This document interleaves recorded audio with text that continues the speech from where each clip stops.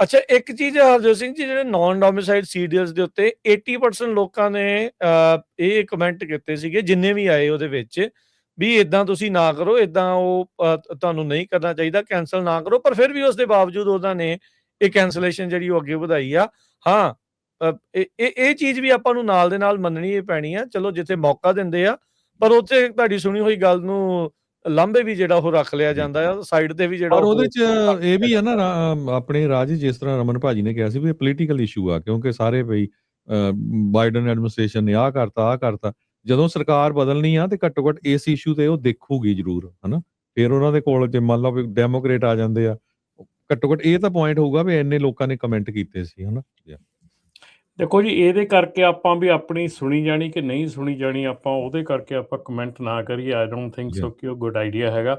ਇਹ ਹਰਜੋਤ ਭਾਜੀ ਦੀ ਗੱਲ ਬਿਲਕੁਲ ਸੱਚੀ ਹੈਗੀ ਆ। ਹਰ ਪ੍ਰੋਸੈਸ ਦੇ ਵਿੱਚ, ਜੇ ਮੈਂ ਗੱਲ ਕਰਾਂ ਕਿ ਆਪਾਂ ਕਾਰਬ ਨੂੰ, ਠੀਕ ਹੈ, ਆਪਾਂ ਕਹਿ ਦਿੰਦੇ ਹਾਂ ਕਾਰਬ ਦੇ ਉੱਤੇ ਆਪਾਂ ਗੱਲ ਕਰ ਦਿੰਦੇ ਹਾਂ, ਪਰ ਕਾਰਬ ਦੀਆਂ ਜਿੰਨੀਆਂ ਪਬਲਿਕ ਮੀਟਿੰਗਸ ਹੋਈਆਂ ਹੈਗੀਆਂ, ਜਿੰਨੀਆਂ ਪਬਲਿਕ ਮੀਟਿੰਗਸ ਉਹਨਾਂ ਨੇ ਕੀਤੀਆਂ ਹੈਗੀਆਂ, to talk to public, to ask their reviews, ਉਹਨਾਂ ਦੀ ਗੱਲ ਸੁਣਨ ਦੀ ਗੱਲ ਕੀਤੀ ਗਈ ਆ। ਮੇਰੇ ਖਿਆਲ ਦੇ ਵਿੱਚ ਗਰੰਟੀ ਲਿਖ ਕੇ ਦਿੰਦਾ ਕਿ ਮੈਂ ਪਿਛਲੇ 10 ਸਾਲਾਂ ਦੇ ਵਿੱਚ ਜਿੰਨੀਆਂ ਕਾਰ ਦੀਆਂ ਮੀਟਿੰਗਸ, ਪਬਲਿਕ ਮੀਟਿੰਗ ਹੁੰਦੀਆਂ ਰਹੀਆਂ, ਉਹਨਾਂ ਦੇ ਵਿੱਚ ਆਪਣਾ ਕੋਈ ਪੰਜਾਬੀ ਜਿਹੜਾ ਆ, ਸ਼ਾਇਦ ਟੋਟਲ ਲਾਈਏ ਤਾਂ ਸ਼ਾਇਦ 10-15 ਜਾਣੇ ਸਾਰੇ 10 ਸਾਲਾਂ ਦੇ ਵਿੱਚ ਮੈਂ ਦੇਖੇ ਹੋਣਗੇ, ਜਿਹੜੇ ਕਿ ਕਾਰ ਦੀ ਕਿਸੇ ਮੀਟਿੰਗ ਦੇ, ਪਬਲਿਕ ਮੀਟਿੰਗ ਦੇ ਵਿੱਚ ਜਾਂ ਪਬਲਿਕ ਫੋਰਮ ਦੇ ਵਿੱਚ ਆਣ ਕੇ ਬੋਲੇ ਹੋਣ। ਸੋ ਆਪਾਂ ਜਦੋਂ ਉਹ ਕੰਮ ਨਹੀਂ ਕਰ ਸਕਦੇ ਤੇ ਆਪਾਂ ਆਪਣਾ ਜਿਹੜਾ ਹੱਕ ਆ, ਜਦੋਂ ਆਪਣਾ ਹੱਕ ਛੱਡ ਦਿੰਦੇ ਆ, ਫਿਰ ਆਪਾਂ ਨੂੰ ਕਹਿਣ ਦਾ, ਬੋਲਣ ਦਾ ਵੀ ਕੋਈ ਹੱਕ ਨਹੀਂ ਰਹਿ ਜਾਂਦਾ।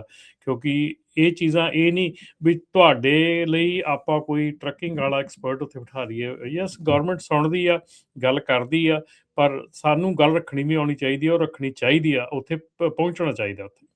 ਜੀ, ਰਮਨ ਜੀ, ਪਰ ਇਸ ਜਿਹੜੇ ਕਾਰਬ ਦੇ ਮੁੱਦੇ ਦੇ ਵਿੱਚ ਉਹਦਾ ਇਕੱਲਾ ਤਾਂ ਆਪਣੀ ਕਮਿਊਨਿਟੀ ਦੇ ਨਾਲ ਨਹੀਂ ਆ, ਉਹ ਤਾਂ ਸਾਰੀ ਓਵਰਆਲ ਟਰੱਕਿੰਗ ਇੰਡਸਟਰੀ ਦਾ ਹੀ ਆ। ਉੱਥੇ ਬਾਕੀ ਚਲੋ ਆ ਕੇ ਤਾਂ ਕਰਦੇ ਆ, ਪਰ ਇਸ ਹਿਸਾਬ ਦੇ ਨਾਲ ਜਿੱਦਾਂ ਤੁਸੀਂ ਦੱਸਿਆ ਵੀ 15 ਸਾਲਾਂ 'ਚ 10 ਕੁ ਜਾਣੇ ਦੇਖੇ, ਫਿਰ ਤਾਂ ਇਸ ਵਾਰ ਰਿਕਾਰਡ ਟੁੱਟ ਗਿਆ ਮਨਟੀਕੇ ਦੇ, ਜੇ ਤੁਸੀਂ 3 ਜਾਣੇ ਦੇਖ ਲਏ ਸੀਗੇ। ਮੈਂ ਬਿਲਕੁਲ ਰਾਜਕਰਨ ਉਸੇ ਗੱਲ ਤੇ ਆਉਣ ਲੱਗਾ ਸੀਗਾ। ਦੂਜੀ ਕਮਿਊਨਿਟੀਆਂ ਤੇ ਬਹੁਤ ਆਉਂਦੀਆਂ ਹੈਗੀਆਂ, ਬਹੁਤ ਉੱਥੇ ਪਹੁੰਚਦੇ ਹੈਗੇ ਆ, ਸਾਰੇ ਗੱਲ ਕਰਦੇ ਹੈਗੇ ਆ। ਪਰ ਜਦੋਂ ਅਸੀਂ ਕਹਿ ਦਿੰਦੇ ਆ ਨਾ, ਜਦੋਂ ਅਸੀਂ ਕਿਸੇ ਨੂੰ ਕਹਿੰਦੇ ਕਿ ਵੈਸਟ ਕੋਸਟ ਤੇ ਅਸੀਂ ਆਲਮੋਸਟ 30 ਤੋਂ 40% ਟਰੱਕਿੰਗ ਦੇ ਵਿੱਚ, ਪਰ ਸਾਡੀ ਸ਼ਮੂਲੀਅਤ ਉੱਥੇ ਜਿਹੜੀ ਆ ਉਹ ਨਾ ਦੇ ਬਰਾਬਰ ਹੁੰਦੀ ਆ, ਉਦੋਂ ਸਾਨੂੰ ਸਮਝ ਆਉਂਦੀ ਆ ਕਿ ਨਹੀਂ, ਅਸੀਂ ਟਰੱਕਿੰਗ 'ਚ ਹੈਗੇ ਆ, ਨਾ ਹੁੰਦਿਆਂ ਹੋਇਆਂ ਵੀ ਨਾ ਅਰਗੇ, ਮਤਲਬ ਕਿ ਕੋਈ ਅੱਛਾ ਰਮਨ ਜੀ, ਦੇ ਬਰਾਬਰ ਵੀ ਨਹੀਂ ਹੈ। ਤੁਸੀਂ ਸਾਰਿਆਂ ਨਾਲ ਗੱਲ ਕਰਦੇ, ਤੁਸੀਂ ਅੰਡਰਸਟੈਂਡ ਕਰਨ ਦੀ ਕੋਸ਼ਿਸ਼ ਕੀਤੀ ਵੀ ਕਿਉਂ ਇਹ ਲੋਕ ਜਾਂਦੇ ਕਿਉਂ ਨਹੀਂ, ਮਤਲਬ ਰੀਜ਼ਨ ਕੀ ਆ? ਟਾਈਮ ਨਹੀਂ ਹੈਗਾ, ਇਹੀ ਇੱਕ ਚੀਜ਼ ਅਕਸਰ ਆਖ ਦਿੱਤੀ ਜਾਂਦੀ ਹੈ, ਜਾਂ ਇਹਨੂੰ ਇੰਪੋਰਟੈਂਟ ਨਹੀਂ ਮੰਨਦੇ? ਮੈਂ ਕਹਿੰਦਾ, ਜਦੋਂ ਕਬੱਡੀ ਦਾ ਮੈਚ ਹੁੰਦਾ ਜਾਂ ਕਿਤੇ ਮੇਲਾ ਲੱਗਦਾ, ਉਦੋਂ ਟਾਈਮ ਕਿਹੜੇ ਬਾਪੂ ਦਾ ਨਿਕਲ ਆਉਂਦਾ? ਉਦੋਂ ਕਿੱਥੋਂ ਨਿਕਲ ਆਉਂਦਾ ਟਾਈਮ? ਉਦੋਂ ਕਿਉਂ ਚਲੇ ਜਾਂਦੇ ਉੱਥੇ? ਉਦੋਂ ਕਿਉਂ ਨਹੀਂ ਕਹਿੰਦੇ ਵੀ ਸਾਡਾ ਲੋਡ ਚੱਕਣ ਵਾਲਾ ਆ? ਇਹ ਤਾਂ ਤੁਹਾਡੀ ਕਾਮਨ ਸੈਂਸ ਔਰ ਤੁਹਾਡੀ ਸਮਝ ਆ। ਉਦੋਂ ਕਿੱਥੋਂ ਟਾਈਮ ਨਿਕਲ ਆਉਂਦਾ ਆ? ਉਦੋਂ ਸਾਰੇ ਗੇੜੇ ਵੀ ਬੰਦ ਹੋ ਜਾਂਦੇ ਆ, ਉਦੋਂ ਹਰ ਚੀਜ਼ ਬੰਦ ਹੋ ਜਾਂਦੀ ਆ, ਉਦੋਂ ਹਰ ਚੀਜ਼ ਤੁਸੀਂ ਛਿੱਕੇ ਟੰਗ ਦਿੰਦੇ ਆ, ਉਦੋਂ ਵੀ ਤਾਂ ਕਰਦੇ ਆ।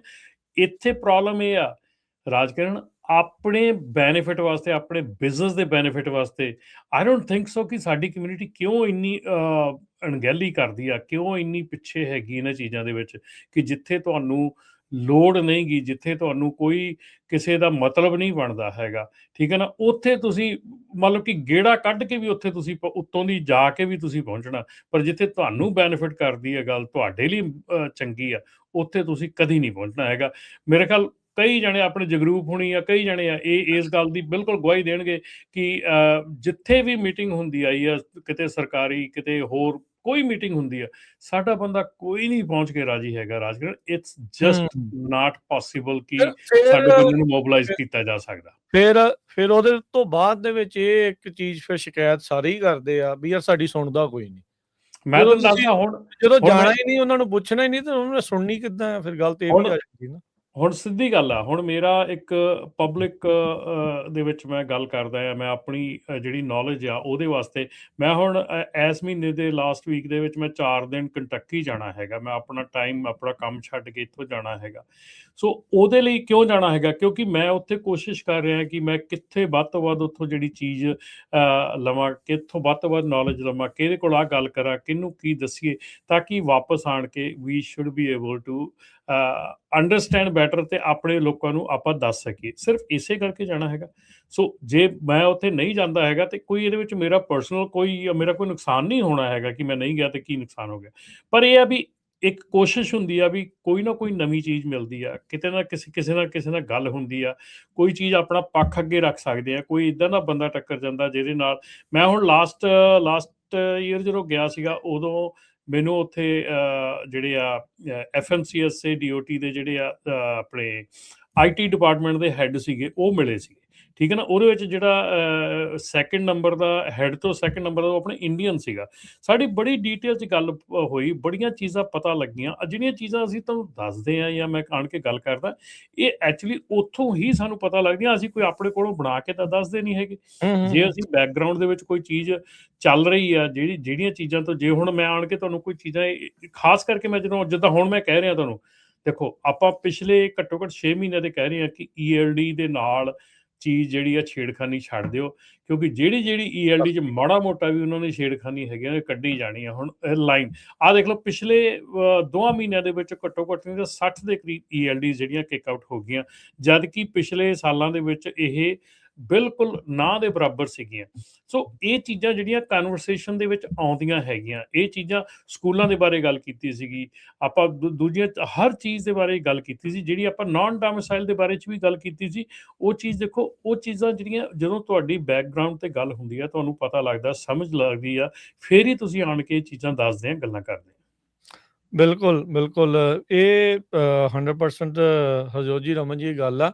ਕਈ ਵਾਰੀ ਨਾ ਲੋਕ ਕਹਿ ਦਿੰਦੇ ਵੀ ਪਤਾ ਨਹੀਂ ਰੇਡੀਓ ਸੁਣ ਕੇ ਜਿਹੜਾ ਟਰੰਪ ਪ੍ਰਸ਼ਾਸਨ ਆ ਨਾ, ਉਹ ਸਾਰਾ ਕੁਛ ਕਰਦਾ। ਉਹਨੂੰ ਇਰਾਨ ਵੇਲੇ ਤਾਂ ਪੁੱਛਿਆ ਨਹੀਂ ਯਾਰ ਸਾਨੂੰ ਵੀ ਕਦੋਂ ਅਟੈਕ ਕਰਨਾ, ਕਿਵੇਂ ਕਰਨਾ। ਉਹ ਸਾਰੀਆਂ ਚੀਜ਼ਾਂ ਜਿਹੜੀਆਂ ਉਹ ਮਹਾਰਾਜ ਉਹਨਾਂ ਦੀਆਂ ਚੱਲ ਰਹੀਆਂ ਹੁੰਦੀਆਂ, ਉਹ ਪਾਈਪਲਾਈਨ 'ਚ ਹੁੰਦੀਆਂ। ਆਪਾਂ ਤੁਹਾਨੂੰ ਇੱਕ ਮੈਸੇਂਜਰ ਦੇ ਤੌਰ ਦੇ ਉੱਤੇ ਤੁਹਾਨੂੰ ਦੱਸਦੇ ਹਾਂ ਵੀ ਆਹ ਹੋ ਰਿਹਾ। ਰਮਨ ਹੁਣੀ ਜਦੋਂ ਪਹਿਲੋਂ ਜਾ ਕੇ ਮੀਟਿੰਗਸ ਅਟੈਂਡ ਕਰਦੇ, ਉੱਥੇ ਗੱਲਾਂ ਸੁਣਦੇ ਆ, ਤਾਂ ਉਦੋਂ ਪਤਾ ਲੱਗ ਜਾਂਦਾ ਆ ਵੀ ਆਹ ਚੀਜ਼ਾਂ ਹੋ ਰਹੀਆਂ। ਹੁਣ ਲਾਸਟ ਟਾਈਮ ਆਪਣੀ ਕਾਲ ਦੇ ਵਿੱਚ ਆਇਆ ਸੀ ਮੁੰਡਾ ਜਿਹੜਾ ਟ੍ਰੈਵਿਸ 에ਅਰ ਬੇਸ ਤੋਂ, ਉਹਨੇ ਦੱਸ ਹੀ ਦਿੱਤਾ ਵੀ ਮੈਡੀਕਲ ਨੂੰ ਲੈ ਕੇ ਹੁਣ ਕੀ ਕਨਸੋਹਾਂ ਚੱਲ ਰਹੀਆਂ।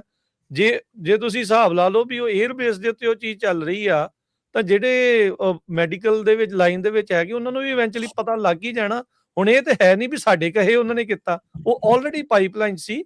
ਅਸੀਂ ਤੁਹਾਨੂੰ ਅਗਾਊਂ ਸੂਚਨਾ ਦੇ ਰਹੇ ਹਾਂ ਵੀ ਭਾਈ ਆਹ ਚੀਜ਼ ਆ ਰਹੀ ਆ, ਆਪਣੇ ਆਪ ਨੂੰ ਰੈਡੀ ਰੱਖਿਆ ਕਰੋ ਉਹਨਾਂ ਸਾਰੀਆਂ ਚੀਜ਼ਾਂ ਦੇ ਲਈ। ਰਾਜਕਰਨ, ਜਿਹੜੀ ਹੈਰਾਨੀ ਵਾਲੀ ਗੱਲ ਆ, ਸਾਡੇ ਕੱਲ ਆਫਿਸ ਦੇ ਵਿੱਚ ਆਪਣੀ ਇੱਕ ਕੁੜੀ ਪੰਜਾਬਣ ਹੈਗੀ ਆ, ਉਹ PhD ਦੀ ਸਟੱਡੀ ਕਰ ਰਹੀ ਹੈਗੀ ਆ। ਸੋ PhD ਦੀ ਸਟੱਡੀ ਦੇ ਵਿੱਚ ਉਹਦਾ ਸੀਗਾ, ਉਹਨੇ ਇੱਕ ਸ਼ਾਰਟ ਫਿਲਮ ਵੀ ਬਣਾਈ ਆ, ਲਿਖਿਆ ਵੀ ਆ ਇਹਦੇ ਉੱਤੇ ਕਿ ਜਿਹੜੇ ਆਪਣੇ ਚਿਕਨ ਜਿਹੜੀ ਇੰਡਸਟਰੀ ਹੈਗੀ ਆ, ਜਿਹੜੀ ਫੈਕਟਰੀ ਹੈਗੀ, ਉਹਦੇ 'ਚ ਕੰਮ ਕਰਨ ਵਾਲੇ, ਜਿੱਦਾਂ ਲਿਵਿੰਗਸਟਨ ਵਾਲੇ ਪਾਸਿਓਂ ਫੋਸਟਰ ਫਾਰਮ ਆ ਗਈਆਂ, ਉਦਾਂ ਦੀਆਂ ਫੋਸਟਰ ਫਾਰਮ ਤੇ ਉਹਨੇ ਲਿਖਿਆ, ਉਹਨੇ ਥੀਸਿਸ ਲਿਖਿਆ। ਹੁਣ ਉਹ ਟਰੱਕਿੰਗ ਦੇ ਉੱਤੇ ਗੱਲ ਕਰ ਰਹੀ ਸੀਗੀ। ਉਹ ਕੱਲ ਸਾਰਾ ਦਿਨ ਸਾਡੇ ਆਫਿਸ ਦੇ ਵਿੱਚ ਉਹਨੇ ਸਾਨੂੰ ਰਿਕੁਐਸਟ ਕੀਤੀ ਸੀ ਕਿ ਮੈਂ ਤੁਹਾਡੇ ਆਫਿਸ 'ਚ ਬੈਠ ਕੇ ਮੈਂ ਤੁਹਾਡੇ ਨਾਲ ਗੱਲ ਕਰਨੀ ਆ, ਕੋਈ ਟਰੱਕਰ ਆਉਂਦਾ ਉਹਨਾਂ ਨਾਲ ਗੱਲ ਕਰਨੀ ਆ, ਕਿਸੇ ਨਾਲ ਇੱਦਾਂ ਗੱਲ ਕਰਨੀ ਹੈਗੀ ਆ।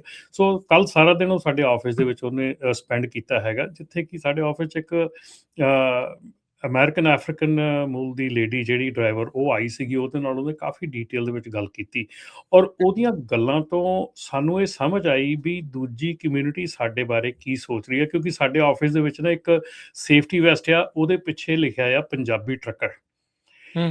ਉਹਨੇ ਅੰਦਰ ਐਂਟਰ ਕਰਦੀ ਨੇ, ਉਹਨੇ ਉਸ ਸੇਫਟੀ ਵੈਸਟ ਵੱਲ ਨੂੰ ਉਂਗਲ ਕਰਕੇ ਇਹ ਗੱਲ ਕਹੀ ਕਿ I don't think so these guys deserve this। ਮਤਲਬ ਉਹ ਚੀਜ਼ ਇੰਨੀ ਦਿਲ ਨੂੰ ਲੱਗੀ ਨਾ ਕਿ ਬੰਦਾ, ਅਸੀਂ ਫਿਰ ਉਹਨੂੰ ਪੁੱਛਿਆ ਵੀ ਕਿਉਂ ਇਦਾਂ ਤੂੰ ਕਹਿ ਰਹੀ ਆ। ਕਹਿੰਦੀ ਵੀ these guys ਇਹ ਜਿਹੜੇ ਲੋਕ ਆ, ਇਹ ਸੜਕ ਦੇ ਉੱਤੇ ਇੰਨਾ ਮਾੜਾ ਬਿਹੇਵ ਕਰਦੇ ਆ, ਸੜਕ ਦੇ ਉੱਤੇ ਇੰਨਾ ਗਲਤ ਬਿਹੇਵ ਕਰਦੇ ਆ, they don't deserve these things।